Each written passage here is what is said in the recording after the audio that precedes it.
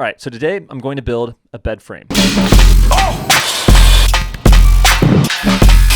Why? Why, Sam? Why are you going to build a bed frame? Why? So I threw away my bed a few months ago after dealing with a lot of chronic pain in my back, and I watched this video of this guy, and he said this thing. The Japanese bed has actually eliminated any back pain that I've had. Man, I should try that out. So I threw my bed away. No joke. I actually just threw it cold turkey. And picked up one of these mattresses off Amazon and have been sleeping on it on the floor ever since. And it's been great. I've really enjoyed sleeping on these Japanese futons. They're very thin, inexpensive, and I loved it. It's honestly bigger than I thought. But you lose the storage space that you had underneath your bed frame previously because now you're sleeping on the floor. And psychologically, it kind of felt a little bit like homeless sleeping in a parking lot somewhere. And as fun as that sounds, not really the vibe that I'm going for my bedroom. So I thought to myself, I can build a bed frame that will solve this problem. So I went to the drawing board to design a bed frame, which brings me to part one, the design and the inspiration. I needed to build something that was cost effective, sturdy, and looked somewhat good. Like it can't be ugly, ideally. So I first need to figure out the dimensions that I need to make my bed frame. I'm using a twin XL Japanese futon, and so I need to make sure it's the right width and length. And then I want the bed to be high enough to fit some bins that can slide underneath it, just to have more storage. And this isn't a problem because most mattresses are usually around like 18 inches thick, 12 to 18 inches, somewhere around there. My mattress is 4 inches thick, so my bed frame won't feel that tall, but it will be a lot more space underneath than a typical bed. Also, something else to think about when designing something would be the cost and the materials. So for myself, what I thought would be an easy, cost-effective way to build a bed frame would be use plywood. This idea came to me to use plywood when I went up to Alabama and visited a couple of coffee shops there. And all of the furniture and tables were assembled from plywood. I thought, hey, you know what? That looks pretty simple. I bet I can do a bed frame kind of based off the same concept, and it doesn't look too bad. That brings me to part two, gathering your resources. So I went to Facebook Marketplace and I found a bunch of plywood for half the price of Home Depot. Called up my buddy Ethan, who has a truck. We drove over and picked up 5 of these 5/8 inch plywood sheets and dropped them off at my buddy's warehouse. Go, shoddy. So I picked up all the wood for like, I think $120 or something like that. If it was on Home Depot, I would have spent exponentially more. So this was quite the steal. So maybe consider going to Facebook Marketplace. That was definitely my ticket for balling on a budget. Armed with a plan and the materials, it's ready to get crack-a-lack. Just kidding. We need a lot of things before we can start. Now we need a bunch of tools. I needed a table saw. Shot my neighbor a text who I heard through the grapevine had a table saw, and he was willing to lend it to me for the weekend, and I ended up borrowing it for like a month. So thank you, Eddie. Wood, saw. Now we just need to go pick up, some screws, some wood glue. All right, just made it here to Harbor Freight. We're here to pick up some clamps. All right, so I ended up grabbing a different set of clamps because as I was checking out, they had these ones on clearance. Coming in clutch. So we picked up 6 clamps and they didn't have glue, so we're going to Home Depot to get some glue. We're going to Home Depot. Home Depot.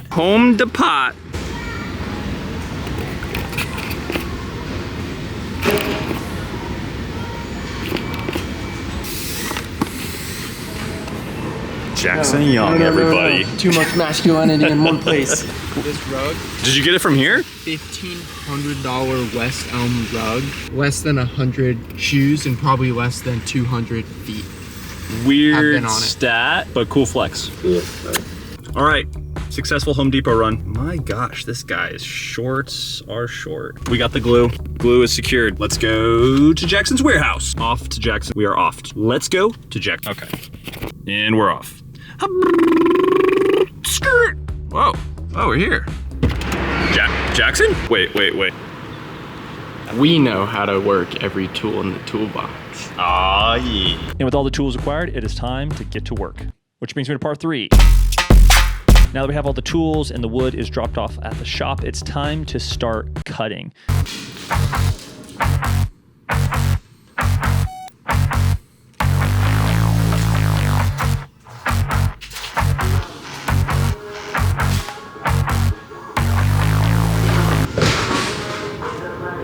Whoops.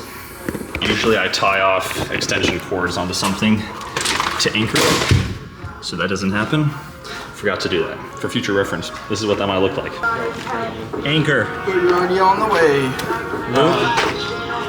You're at Okeechobee. How close are you to Harbor Freight? That way. How close You pour on this side. This side doesn't pull out of the wall. Should have started with that. Ordered chick.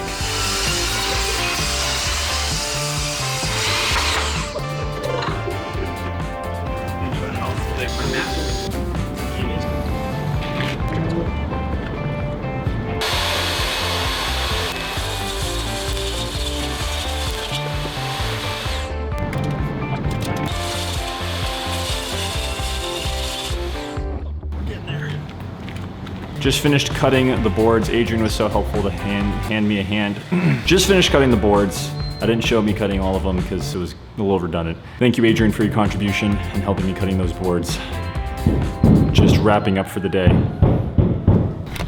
What? Literally in the middle of filming and you're like pounding on the wall. How could I pound on the wall when I'm right here? You little punk.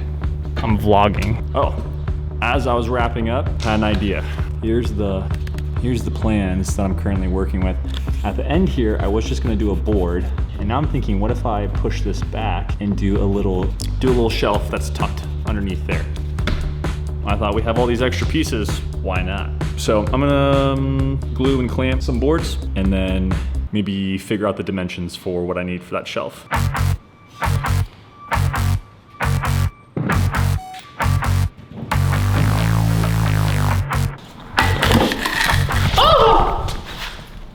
Oh, there it goes.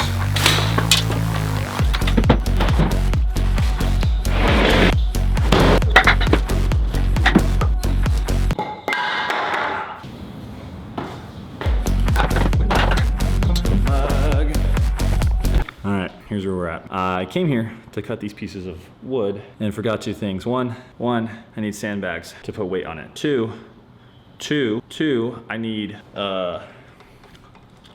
a battery for this. Did I leave the batteries to the saw at the house? Yes, you did. You have your sandbags here too.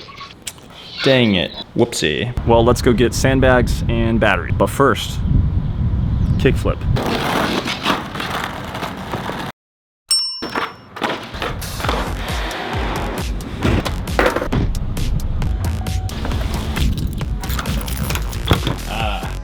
Batteries acquired. One of the nice things about living in Florida is that when you need sand to like put in a sandbag, it's very, very accessible.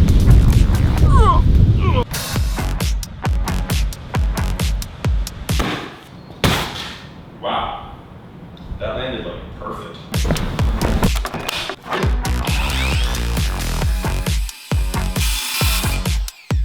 I'll be honest, actually went perfect. Look at this. Thought maybe I was gonna risk like digging into this at all, but it really just like acted as a guide and it's perfectly flush. It's what I want.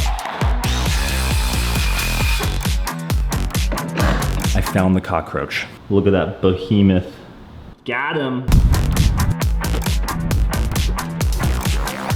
All glued up.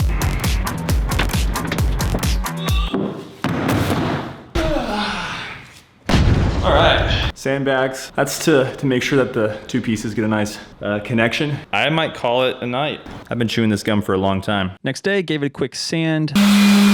Took a break to talk about my feelings with my buddy. And I was like, hey, let's talk. And she was like, sure. Why are we cutting wood again? I thought we were done with that. Do a little shelf that's tucked underneath there. Oh, that's right.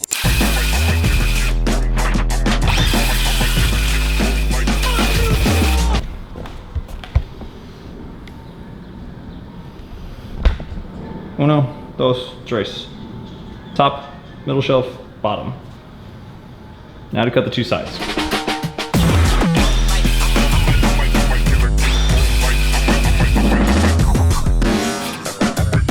I'm a little behind on drinking water today. Let's get into it. The goal is to sand and then assemble it here, make sure everything works. We'll load it up, take it to my place, and reassemble it in my bedroom. Let's do it. I'm just gonna start doing it.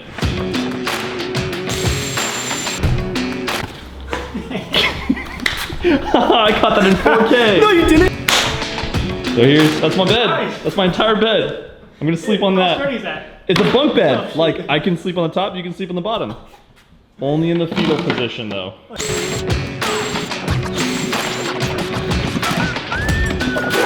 All right, so this is kind of a dry fitting together of the bed frame. You can kind of get an idea of the overall vision, but none of it is screwed or glued. That rhymed. This, I measured wrong. Haha, dummy. So I need to take off about 5/8 of an inch off the edge and redo it. Maybe sand the headboard. These two will go boom, boom, boom underneath to give it some support. And then our next step is going to be to paint it baby blue. No, I like the raw wood.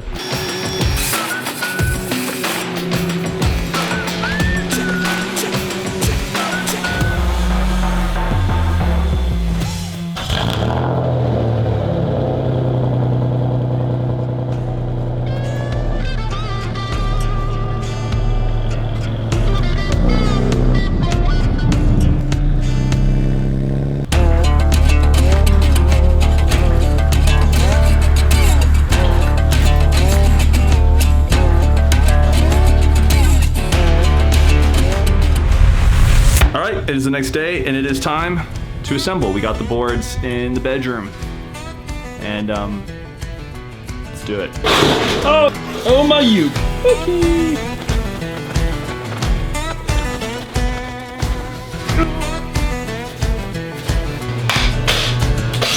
Glue.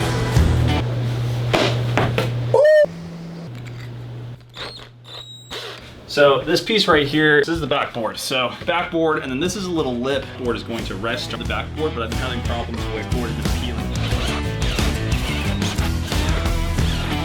Secured.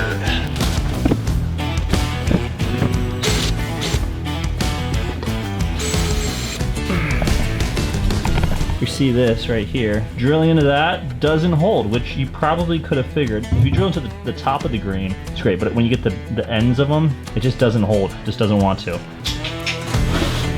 New plan, this backboard that I was unable to get on previously. I think if I do a pilot hole and I just do longer, maybe, and use a longer screw, that I might be able to get it to grip, and we'll just do the outer perimeter. This is super ugly because I tried to glue it together with this middle board and it popped apart. So I just decided that we'll do one as the end, we'll do one in the middle, kind of break up the distance and give more support. Sadly though, it looks disgusting and I'm not gonna sand that all off.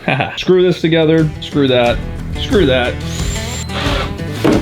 Not perfect, but workable. Oh, this was the other part. So something that was not in the design was actually boring out a hole kind of in this back corner between the wall and the board. There'll be like a hole here and a hole here. I'm describing this terribly. But basically that way I can take like C-stands and fishing poles and tripods, and long stuff is just, it's hard to find storage for because you put it upright and it's just all over the place. That's what she said. So I was like, it's right here by the front door of my bedroom. I can take those C-stands, tripods, spear guns, and it'll just slide along the back of my bed. It'll tuck against the wall nice and neat. So what we're gonna do is grab a saw. Boom, shakalaka.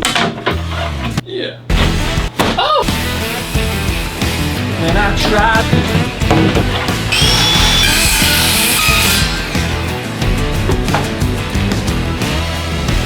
Boom, we got a hole.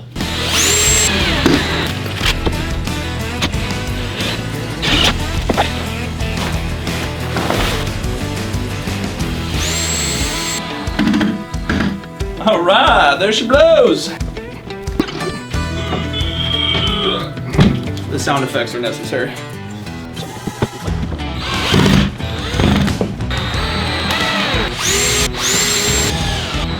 All right, just put in the last screw. Camera's about to die, and we're running out of time. So here's my first test, laying on the bed. There we go. I can lay on the bed, and it doesn't break. Thanks for watching.